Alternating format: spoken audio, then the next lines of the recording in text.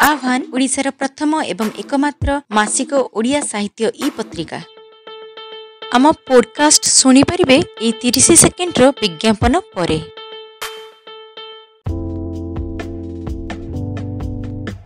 आसंतु शुणिबा एक क्षुद्र आलेख्य ताली थाली दीप वर्सेस विरोधी लिखिचंती सुबल महापात्र। आपण माने 3 इडियट मूवी निश्चय देखिथिबे। सेथिरे गोटे सीन अछि। राजू दी महलारू तळकु डेई आहत होईकी डाक्तरखाना रे भर्ती होइथिबो। कोमारे थिबो, सबु शुणी पारुथिबो आ देखि पारुथिबो, किंतु सुस्थ हेउ नथिबो। भितरे भितरे से भांगी सारिथिबो। से डिप्रेशन आड़क जाउथिबो ओ बंचिवार आशा क्षीण होई आसुथिबो। एतिकी बेले रांचो आउ फरहान सबु प्रकार मिछ सत कही राजूर मन जिणीबाकू, ताकू टिके खुशी कराइबाकू ओ ता मन को अन्य आड़े टाणीबाकू चेष्टा करुथिबे।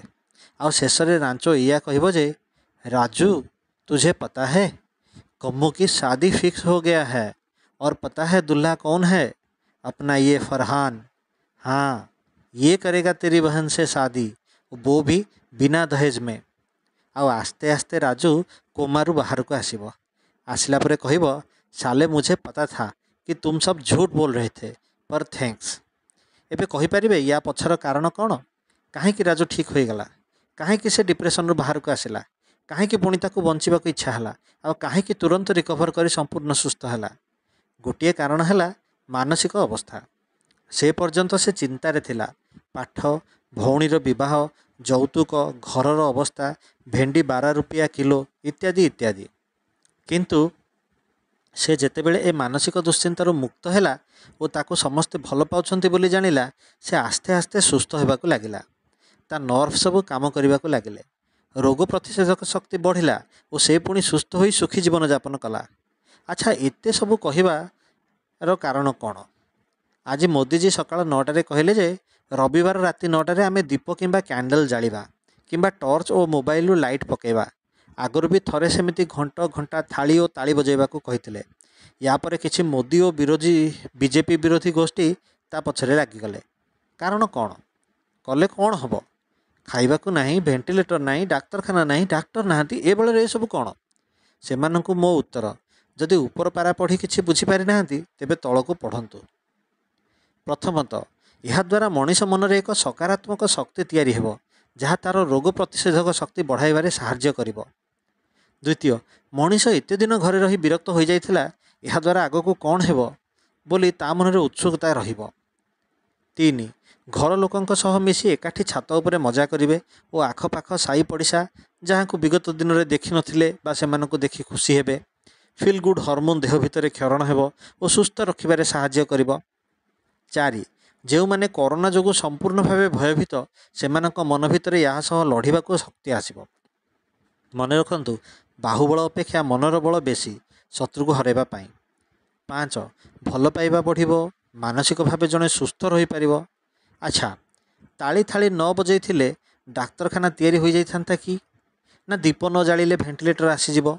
जार इच्छा होची कर, इच्छा नहीं करनी, बसी टीवी देख, एते जुक्ति काहेकि?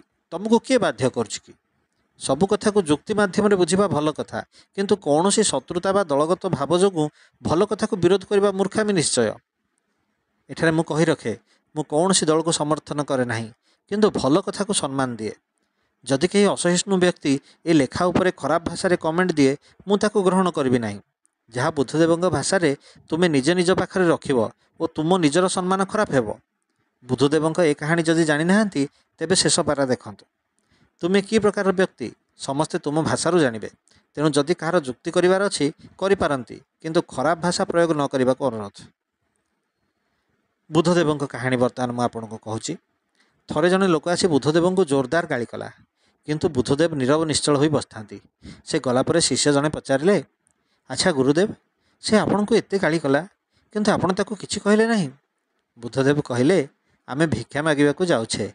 जदि जणे किछि जिनिस देला ओ आमे ताकू ग्रहण कले नाही, तेबे से जिनिसटी कहा पाखरे रहिबो?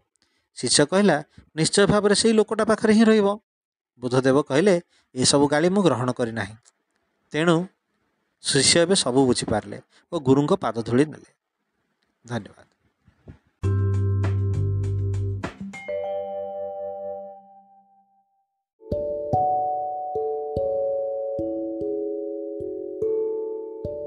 ଯଦି ଆପଣଙ୍କୁ ଆମର ଏହି ଉପସ୍ଥାପନା ଭଲ ଲାଗେ ତାହେଲେ ଆମ ଚ୍ୟାନେଲକୁ ସବସ୍କ୍ରାଇବ୍ କରନ୍ତୁ ଏବଂ ଏହି ଚ୍ୟାନେଲରେ ପ୍ରସାରିତ ହେଉଥିବା ସମସ୍ତ ପଡ଼କାଷ୍ଟକୁ ନିଜ ବନ୍ଧୁମାନଙ୍କ ସହ ସେୟାର କରନ୍ତୁ।